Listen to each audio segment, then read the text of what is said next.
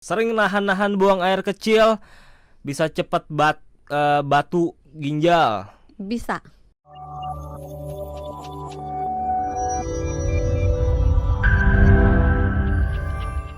Dok, ini mitos yang paling sering sih kalau saya bisa tebak ya.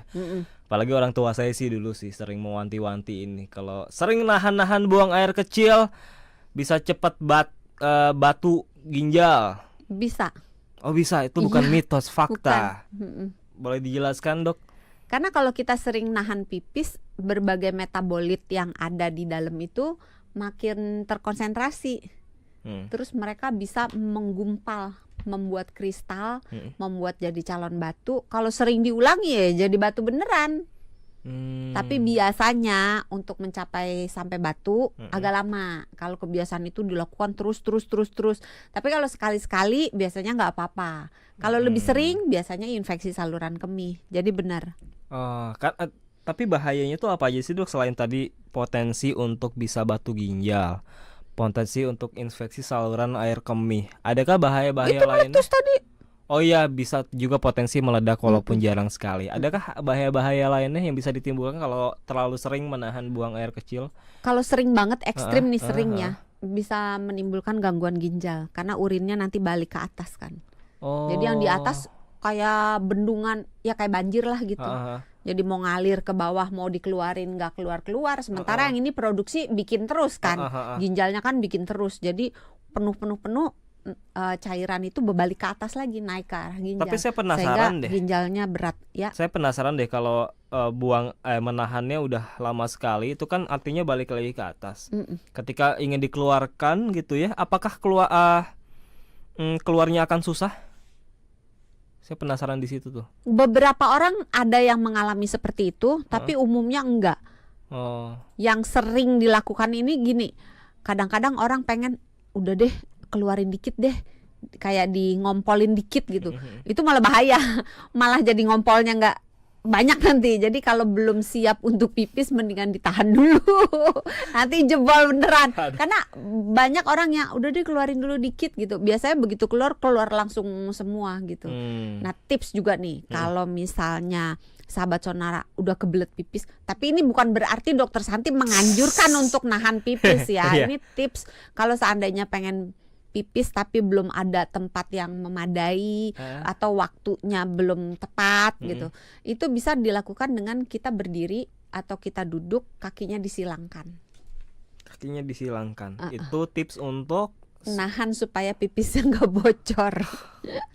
Ada yang seperti itu. Iya, terus jangan banyak gerak. Ada kan yang malah jalan sana jalan sini, biasanya malah nambah pengen kencing.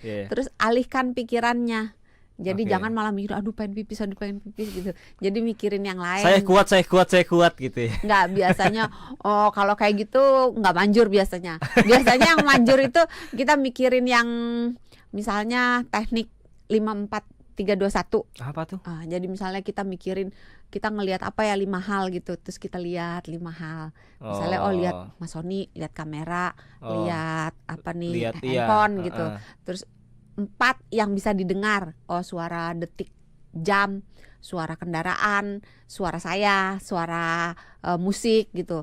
Terus 3 yang bisa dihirup aromanya, misalnya ada bau minyak kayu putih dan seterusnya. Terus 2 yang bisa tadi apa? Pokoknya 5 panca indera lah.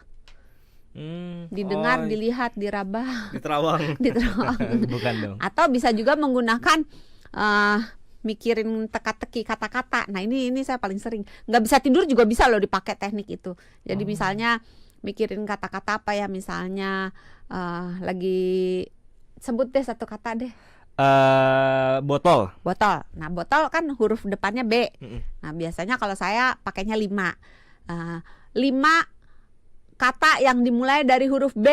Nah terserah nih kalau mau susah, misalnya 5 nama buah yang dimulai dari huruf B gitu. 5 nama presiden, waduh susah. Ya, yang dimulai dari huruf B gitu misalnya. Terus habis itu O kan. Terus kita cari lagi 5 kata, terserah mau itu apa. 5 binatang ya. yang dimulai dari huruf O atau bebas, pokoknya 5 kata aja gitu. Ya itu ampuh karena pikiran kita dengan sendirinya kan akan nyari. Jadi teralihkan. Itu nggak bisa tidur juga boleh. Ini ada juga yang mengatakan kalau minum sedikit air itu bisa mencegah keinginan buang air kecil. Ini mitos atau fakta? Mitos. Mitos. Iya. Oke. Biasanya malah kepengen pipis. Iya, kan nambah lagi. Secara logika kan minum ya otomatis menambah volume lah ya. Iya. Kita masuk ke segmen pertanyaan aja yuk. Boleh. Dr. Santi yang sudah bertanya di 0812 122 920. Tapi sebelum itu saya yang mau bertanya duluan. Saya juga boleh privilege dong. Sebagai seorang host. Saya ingin bertanya gini, Curi Dok. start. Buang air kecil yang disebabkan oleh beser atau dingin. Itu kan sebenarnya hal yang tidak bisa dikontrol oleh kita ya. Kalau misalkan let's say dinginnya karena AC, itu bisa kita kontrol dengan cara menaikkan suhunya. Tapi kalau kita berada di lingkungan yang dingin, ya kita nggak bisa kontrol. Lantas apa sih yang bisa kita lakukan, Dok? Pakai selimut. Kita pakai selimut. Tapi kalau nggak mempan, pakai kaos kaki. Itu berpengaruh, Dok, kalau pakai kaos kaki. Terus sekarang ini kan juga ada pakaian dalam yang bisa membuat kita hangat. Di beberapa brand.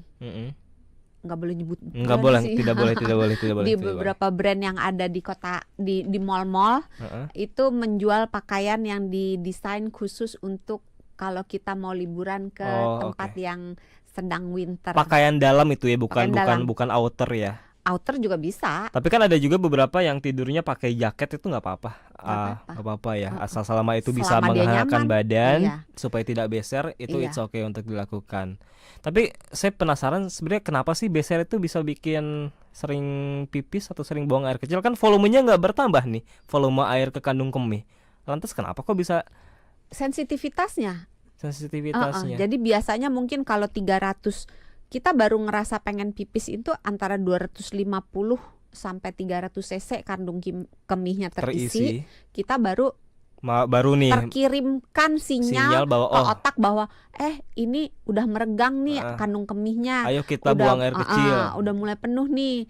Ayo pipis gitu kan. Tapi pada beberapa orang sinyal ini datangnya terlalu cepat. Jadi mungkin baru 100 cc dia udah pengen pipis. Sehingga untuk nyampe 100 cc sama nyampe ke 250 cc kan pasti lebih cepat 100 cc.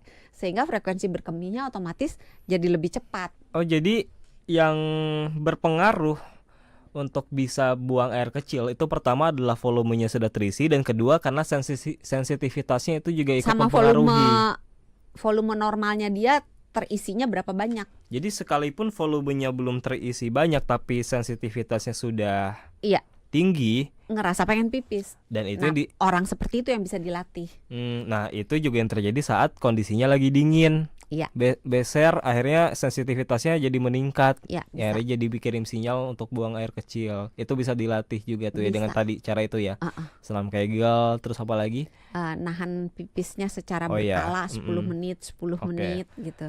Terus kalau udah selesai pipis jangan langsung bangun, ditunggu beberapa saat. Terus tenangkan pikiran, kendorin area bawah supaya keluar lagi sisa-sisanya, supaya benar-benar tuntas.